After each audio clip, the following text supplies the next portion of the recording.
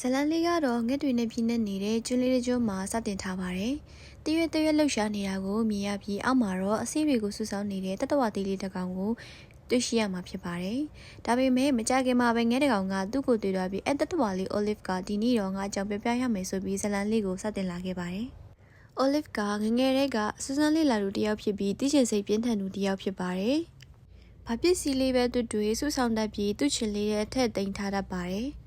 တနေ့တော့ရေထဲကိုမြင်နိုင်ဖို့ဖန်တုံးလေးကိုအသုံးပြုရင်ဘယ်လိုဖြစ်မလဲဆိုပြီးတီထွင်လိုက်ပါတယ်။အဲ့ဒီချွေမှုကြောင့်မမြင်ဘူးတဲ့နေရာတွေကိုရှာဖွေနိုင်တော့မယ်လို့စိတ်လှုပ်ရှားနေချိန်မှာပဲအန်ဒီရှိတဲ့တတဝါတစ်ကောင်ရဲ့လက်ထဲကိုကြောက်ရွံ့မှုဖြစ်သွားခဲ့ပါတယ်။ကံကောင်းချင်တော့တူဖေရောက်လာပြီးအချိန်မီကတင်လိုက်နိုင်ခဲ့ပါတယ်။အိမ်ကိုရောက်တော့အဖေကရမပေါ်စားနဲ့အခြားတတဝါတွေကမင်းကိုစားဖို့ဝန်မလေးဘူးလို့တတိပေးလာခဲ့ပါတယ်။ Olive ကတားကလိလာနေတာပါလို့ပြန်ပြောခဲ့ပေမဲ့မိဘတွေကငါတို့မျိုးနယ်ကတိကျင်စိမ့်နောက်လိုက်တဲ့မျိုးမဟုတ်ဘူးအရေးကြီးဆုံးကလုံခြုံမှုပဲလို့ပြန်ပြောခဲ့ပါတယ်။အဲ့ဒီချိန်မှာအဖွားကရှေးဟောင်းပုံမြင်တစ်ပုဒ်ကိုပြပြလာခဲ့ပါတယ်။ဟိုးရင်တုန်းကသူတို့ဟာအခြားတတဝါတွေနဲ့အတူနေထိုင်ခဲ့ကြပေမဲ့ firewood လို့ခေါ်တဲ့ကြောက်မက်ဖွယ်ဝင်ပလေးကြောင့်အမြဲကြောက်ရွံ့နေခဲ့ရပါတယ်။ဒီနေ့မှာတော့အမွေစွာအားရှိရဲ့အစစ်အိမ်တွေယူဆောင်လာတဲ့အေယာမတတဝါကြီးကျိုင်ဝမ်နဲ့ကိုရောက်ရှိလာခဲ့ပါတယ်။အဲ့ဒီအစစ်အိမ်တွေကတတဝါတွေကိုအခြားပုံစံပြီးပြောင်းလဲပေးနိုင်တဲ့မော်စွာအားရှိပါတယ်။ဒါပေမဲ့ firewood ကအဲ့ဒီမော်စွာအားကိုခိုးယူပြီးကိုမကောင်းဆိုးဝါးကြီးတစ်ကောင်အဖြစ်ပြောင်းလဲပစ်ခဲ့ပါတယ်။ပြီးတော့အယာမတတဝါကြီးတွေတိုက်ခိုက်ပြီးကျိုင်ဝမ်တစ်ခုလုံးကိုဒုတိယထဲအုပ်ချုပ်ချင်ခဲ့ပါတယ်။ဒါကြောင့် Olive ရဲ့အဖွားကကျွန်းအပြင်ကိုမထွက်ဖို့နဲ့အန်ဒီရဲ့မပြေးသေးဘူးလို့အဖွားကတတိပေးခဲ့ပါတယ်။နောက်ပိုင်းမှာတော့စီကားတိုင်းမြဲလာတဲ့ Olive မျိုးနယ်စုတို့ရဲ့ရိတ်သိမ်းပွဲတော်ကြီးကိုရောက်ရှိလို့လာခဲ့ပါတယ်။စီကားတိုင်းမြိတ်စွာရိတ်သိမ်းပွဲတော်ကြီးကိုပျော်ရွှင်စွာကျင်းပနေခဲ့ကြပါတယ်။အားလုံးကတက်ညီလက်ညီနဲ့လှုပ်အားပေးနေကြချိန်မှာတော့ Olive ကငှက်ကလေးကောင်နောက်ကိုလိုက်သွားခဲ့ပါတယ်။အဲ့ဒီငှက်ကလေးကဗိုက်စာနေတာကို Olive ကတီးသွားတော့အသီးတွေကအဆီတွေထုတ်ပြီးတော့အစာဖြစ်ကျွေးလိုက်ပါတယ်။ပြီးတော့အစိထုတ်ယူနေကိုပါတင်ပေးလိုက်ပါသေးတယ်။အဲ့ဒီအချိန်မှာ Olive ဖေကတွေ့သွားပြီးတော့ Olive ကိုဆွဲခေါ်သွားခဲ့ပါတယ်။အဲ့ဒီကနေစပြီးတော့ပြဿနာကစတင်ပေါ်ပေါက်လာခဲ့ပါတော့တယ်။ငှက်တွေကအချင်းချင်းတရင်ပေးပို့ကြပြီးနောက်ဆုံးမှာငှက်အုပ်စုကြီးတစုက Olive တို့ရဲ့ကြီးရွာကိုဝင်စီးပြီးနောက်ရိတ်သိမ်းထားတဲ့အစာတွေအကုန်လုံးကိုလူယူသွားခဲ့ကြပါတယ်။အခုလက်ရှိချိန်မှာတော့ Olive တို့မျိုးနွယ်စုဟာအစာရှားပါမှုနဲ့ရင်ဆိုင်နေရပါတော့တယ်။ Olive ကလည်းအရာအလုံးသူ့ကြောင့်ဖြစ်ရတာဆိုပြီးကိုအပြစ်တင်နေပါတော့တယ်။နောက်ပြီးတော့သူ့မှာအစီတစီချန်နေကြောင်းတော့ပြောပေမဲ့စိတ်ပြည့်အားငယ်စွာနဲ့လက်မကြည့်ပဲသူ့ဖေကထွက်သွားခဲ့ပါတယ်။နောက်တော့ငှက်တွေကအလင်းကိုကြောက်တယ်ဆိုတာသတိထားမိပြီးကြည်လင်တဲ့ကြောက်တွေကိုအသုံးပြုပြီးတော့ငှက်တွေကိုမောင်းထုတ်ဖို့ကြိုးစားခဲ့ပါတယ်။ဒါပေမဲ့ရိုင်းဆိုင်တဲ့ငှက်တစ်ကောင်ရဲ့တိုက်ခိုက်မှုကြောင့် Olive ဟာကျွန်းနဲ့ကြီးတစ်ခုတည်းတို့ပြုတ်ကျသွားခဲ့ပါတယ်။အဲ့ဒီကျွန်းနဲ့ကြီးထဲမှာတော့ပုံမြင်တွေကမော်ဆန်တဲ့အစိတ်အိမ်ရှိနေတာကိုတွေ့ရှိလိုက်ရပါတယ်။ဒါပေမဲ့ဒုက္ခနာကုန်းမှာညှိနေတဲ့အမြင်တွေကိုကြိုးစားရုန်းကန်ရင်းနဲ့မတော်တဆထိမိသွားပါတယ်။အဲ့ဒီနောက်မှာတော့ Olive ကိုလိုက်ရှာနေတဲ့ Olive ရဲ့မိသားစုတွေကကျွန်းသားကိုရောက်ရှိလာခဲ့ကြပါတယ်။အဲ့ဒီအချိန်မှာတော့ Olive ဟာကျွန်းထဲကနေတက်လာပြီးနောက်သူမိဘတွေကိုရှင်းပြဖို့ကြိုးစားခဲ့ပေမဲ့သူဟာငှက်တကောင်ဖြစ်နေမှန်းသိလိုက်ရပါတယ်။အဲ့ဒီအချိန်မှာတော့သူမိဘတွေကကြောက်လန့်ကြားနဲ့ထွက်ပြေးသွားခဲ့ကြပါတယ်။ Olive ဟာသူ့အမေကိုကြောက်လန့်စွာအော်ပြောခဲ့ပေမဲ့ဘယ်သူမှမယုံခဲ့ကြပါဘူး။သူဟာငှက်ရဲ့ကိုယ်ထဲမှာဝင်ပူးနေတယ်လို့ထင်ရဲကြပြီးတော့ကြောက်ခဲရင်းနဲ့ပြပောက်ခဲ့ကြပါတယ်။နောက်ဆုံးမှာတားအုပ်ကိုပြုတ်ကျသွားခဲ့ပြီးတော့နိုးလာတော့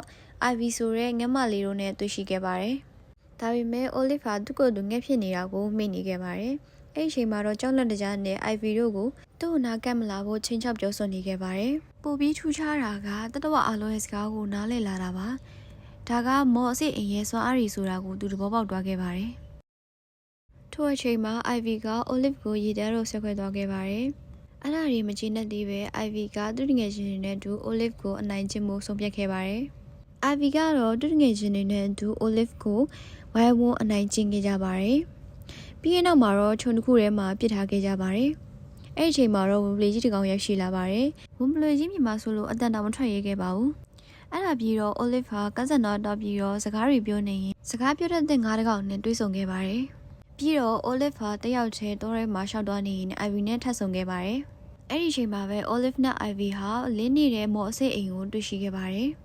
ဒါပေမဲ့ Ivy က Olive ကိုအနာယူခြင်းနဲ့စိတ်နဲ့မော်အစိတ်အိမ်ကိုထိလိုက်ပါတယ်။အဲဒီနောက်မှာတော့ Ivy ဟာအခြားအကောင့်တစ်ကောင်ပုံစံအဖြစ်ပြောင်းလဲသွားပါတယ်။အဲဒီအချိန်မှာ Ivy ကသူ့ကိုတူကြည့်ပြီးတော့အရန်ကိုလှန့်သွားခဲ့ပါတယ်။ ဒါကြောင့်နောက်ထပ်မော်အစိတ်အိမ်တွေးမှတာသူတို့ခန္ဓာကိုယ်တွေကမူလအတိုင်းပြည့်ပြည့်မှဖြစ်တဲ့အတွက်ကြောင့်မို့လို့ခရီးကိုစတင်ထွက်ခွာလာခဲ့ကြပါတယ်။ထို့နောက်မှာတော့စကားပြောတတ်တဲ့ငါးလေးကသူတို့တွားမဲ့နေရာကိုလိုက်ပို့ပေးနေကြောင်းပြောပြခဲ့ပါတယ်။စကားပြောတတ်တဲ့ငါးလေးရဲ့လမ်းပြောင်းမှုနဲ့သူခရီးစဉ်အတွင်းသူတို့ဟာနောက်ထပ်အစိတ်အိမ်ကိုရှာဖို့အတွက်ထွက်ခွာခဲ့ကြပါတယ်။တွားနေစဉ်အတွင်းမှာလည်းဝင်းပလေတို့ရဲ့အမဲလိုက်တိုက်ခိုက်ခြင်းကိုလည်းခံခဲ့ရပါတယ်။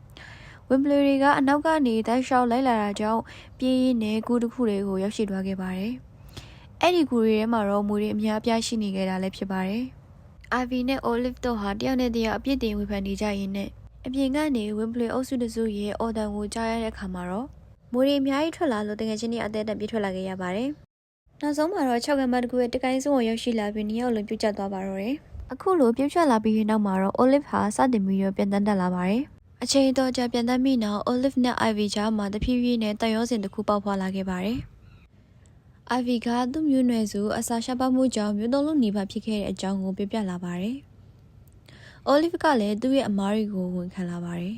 ။အဲဒီနောက်မှာတော့သူတို့နှစ်ယောက်ဟာခီးဆက်ခဲ့ကြပြီးတော့ငါးလေးရှိတဲ့ရေတံခွန်တောင်တို့ရောက်ရှိလာခဲ့ပါတယ်။အဲဒီနောက်မှာတော့ငါးလေးနဲ့စကားပြောပြီးမော်အစစ်အိမ်ရှိတဲ့နေရာတို့ထွက်လာခဲ့ကြပါတယ်။ Olive တို့ထွက်သွားပြီးတဲ့နောက်မှာဝင်းပလေအုပ်ကြီးကရောက်ရှိလာခဲ့ပါတယ်။ငါးလေးကိုမြင်တော့ဝင်းပလေအုပ်ကြီးကအသေးအတန်လိုက်ဖမ်းကြပါတယ်။အဲဒီနောက်မှာ Olive တို့ဟာမော်စစ်အိမ်ရှိတဲ့နေရာကိုရောက်ရှိနေခဲ့ကြပြီဖြစ်ပါတယ်။ဒါပေမဲ့ Olive နဲ့ Ivy တို့ဟာ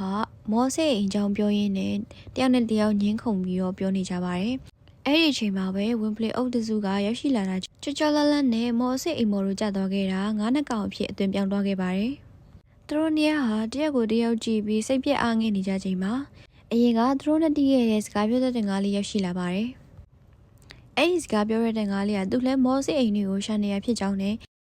အဲ့ဒီမော်စစ်အိမ်တွေမှာရှိလဲဆိုတာကိုသူတည်ကြောင်ပြောပြလာပါတယ်။နောက်ဆုံးမှာတော့မော်စစ်အိမ်တွေမြပြရှိတဲ့နေရာနားတို့ရောက်ရှိလာပါတယ်။ဒါပေမဲ့ Ivy ဟာရေတံခွန်မော်တို့တက်ဖို့ကြိုးစားပေမဲ့တက်လို့မရဖြစ်နေခဲ့ပါတယ်။အဲ့ဒီနောက်မှာတော့စကားပြောတဲ့ငါးလေးဟာ Olive နဲ့ Ivy ကိုခေါ်ပြီးရေတံခွန်မော်တို့တက်သွားခဲ့ပါတယ်။ရေတံခွန်မော်အရောက်မှာတော့ဝက်ဝင်ကြီးတို့ရဲ့တိုက်ခိုက်ခြင်းကိုလည်းခံခဲ့ရပြီးတော့ဝင်းပလေတို့အုပ်စုရဲ့မဲလိုက်ခြင်းကိုလည်းခံခဲ့ရပါတယ်။ဒီလိုနဲ့ Olive တို့တငယ်ချင်းတစုဟာအနေမျိုးစုံကိုရင်ဆိုင်ပြီးနောက်မှာတော့မော်စုအိမ်နေစုဝေးတဲ့နေရာကိုရောက်ရှိလာပါတော့တယ်။အဲ့ဒီအချိန်မှာပဲ Olive နဲ့ Ivy တို့ကအရင်ပြတ်သွားခဲ့ကြပြီးသူတို့ရဲ့မူလခန္ဓာကိုယ်ကိုပိုင်ဆိုင်ခဲ့ကြပါတယ်။ဒါပေမဲ့သူတို့ကိုလမ်းပြပေးလာတဲ့ငါးဟာတကယ်တော့ဒနာရီတွေက firewood ဖြစ်နေခဲ့တာပါ။အဲ့ဒီ firewood ကသူ့ရဲ့အသိကိုပြပြခဲ့ပါတယ်။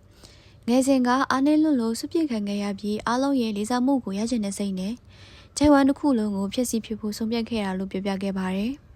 အဲဒီနောက်မှာတော့ firewood ဟာအစစ်အိမ်ကိုမိရှို့ဖျက်ဆီးပြီးနောက် Ivy ကိုပြင်းထန်စွာတရားရအောင်လုပ်ခဲ့ပါတယ်။ Olive ဟာသူ့ငယ်ချင်းကိုကယ်တင်ချင်တာကြောင့် Ivy ကိုတက်သွားလို့ရမယ့်အရာတစ်ခုကိုပတီရှင်ဖန်တီးခဲ့ပါတယ်။အဲဒီနောက်မှာတော့ခဲနဲ့ Ivy ကိုတက်ဆောင်လာပြီးတော့ငှက်သေးရှိအတိုက်တို့ပို့ဆောင်ပေးခဲ့ပါတယ်။ကံကောင်းစွာနဲ့ Ivy ဟာအသက်ပြင်ရှင်လာခဲ့ပါတယ်။ဒါပေမဲ့ခြေဝမ်းတစ်ခုလုံးမီးလောင်နေပြီပဲဖြစ်ပါတယ်။တတော်လုံးမီးတွေထုံးတောက်ပြီးလွန်ကျွမ်းနေတဲ့အချိန်မှာတော့ငှက်တွေဝင်းပလွေတွေအခြားတတ္တဝါတွေအားလုံးပူပေါင်းပြီးတော့မိဘေးကနေလွတ်မြောက်ဖို့ကြိုးစားနေကြရပါတယ်။အဲဒီအချိန်မှာဝင်းပလွေအုပ်ကြီးရောက်ရှိလာပြီးတော့ Olive တို့နဲ့ပူပေါင်းက